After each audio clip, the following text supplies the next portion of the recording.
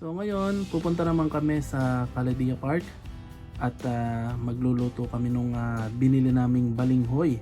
Magluluto kami ng cassava cake. Papakita namin sa inyo kung paano gumawa ng cassava cake. And then after that, bumili ako ng gamot para kay Sky kasi inuubo siya. Pinaghiwalay ko yung video kasi nga nauubos na yung memory ng aking cellphone na pang video.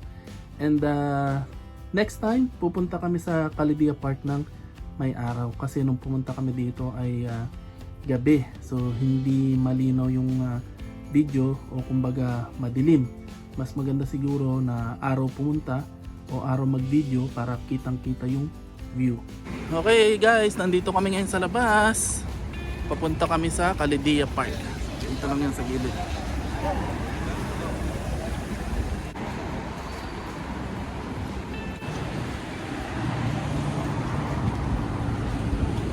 Guys, nandito na tayo sa Caledia Park at medyo ginabi na tayo, alas 8 na ng gabi kasi dumaan pa kami dun sa Rotana Mall ba yun? Rotana Mall. Rotana Mall. Yan, ginabi na kami. Naisip ako. Okay, so explore natin to, pasok tayo sa loob ng Caledia Park. So itong kahabaang ito ay walkway na pwede kang mag-jogging.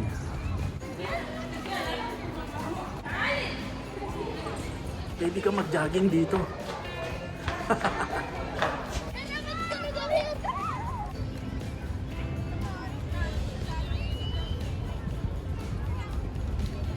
Kung may playground siya para sa mga bata, kita nyo naman sa likod ko. May mga upuan din siya kada sulok ng park na pwede kang umupo. Lalo na yung mga magulang.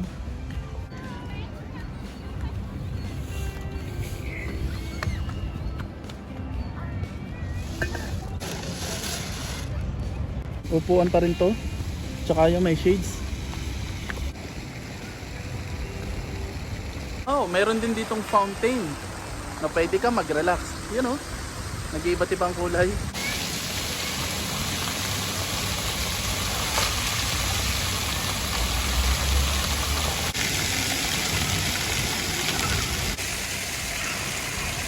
Yung aircon niya. So dito nang gagaling yung aircon. Yung kanyang aircon.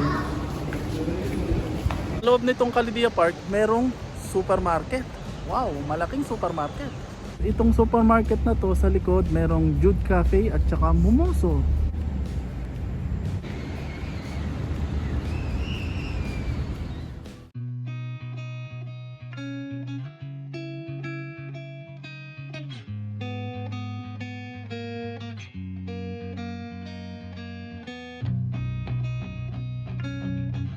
Meron din ditong basketball court.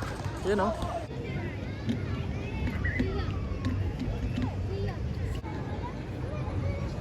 Okay, tignan mo kami. Tumalaki kami. Guys, tapos na kaming mamasyal sa Caledia Park. At pauwi na kami.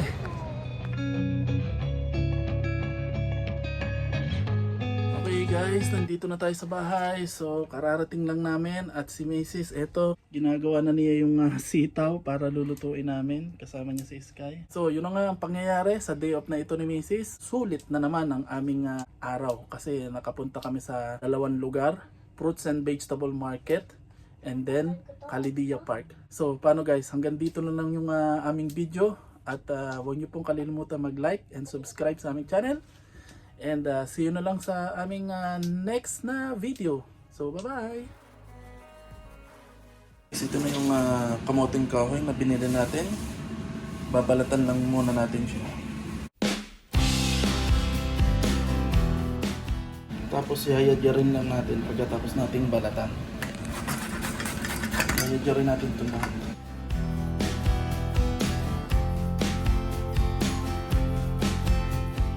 Okay, tapos na natin i-adyarin. Ito na yung i-adyad natin kamoting kahoy. Tapos pipigain natin yung kamoting kahoy para mawala yung pakla at saka yung sabaw.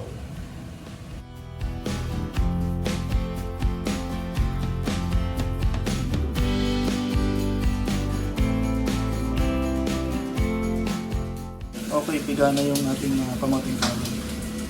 Lalagyan ng gata.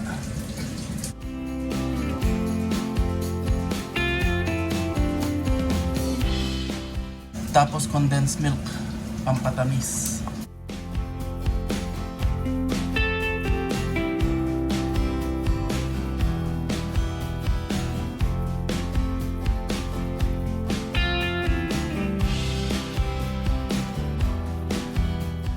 Okay, isa lang na natin sa apoy.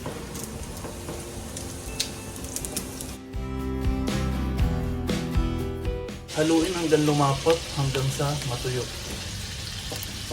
Naman yung ating ulam ngayon. Adobo sa sitaw.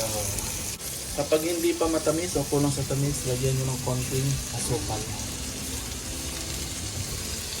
Lagyan ng butter para hindi dumikit. Nilagay ko na yung kangkong. Yan, tumitigas na.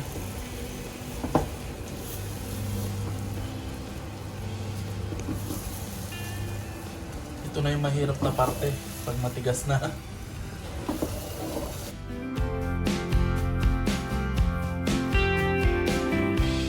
Kung makikita nyo, nagsusunog-sunog na.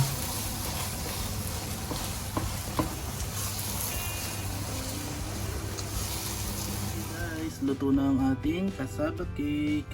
Wow, perfect. Okay guys, ihahatid na namin si Mrs. sa trabaho niya. Hatid namin doon sa may bus stop.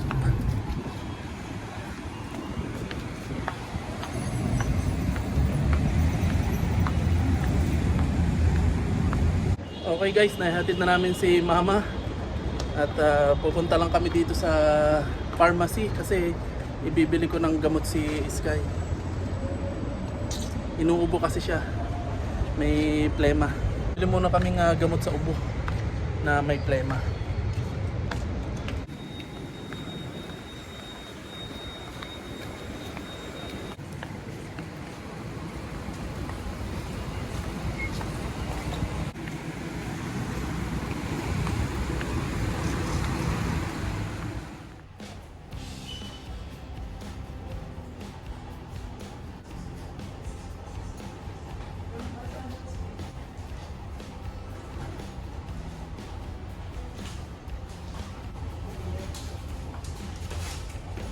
Okay guys, nakabili tayo ng gamot ni Sky. Sana effective to. Kasi may kamahalan. 35 dirham. Pero mura yung mga gamot doon. Doon kami lagi bumibili sa pharmacy na yun. Kasi may mga kabayan na pharmacist o nagtitinda. Ay, baga.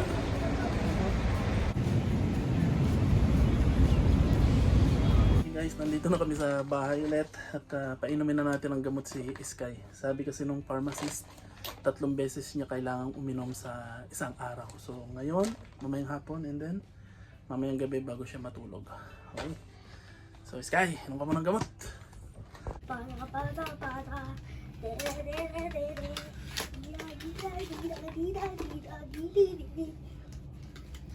Count ka ng 30. Tapos tubig yan na tubig. Medyo mapait to eh. Kasi matapang to. Pait? Ang tulong. Count. 30.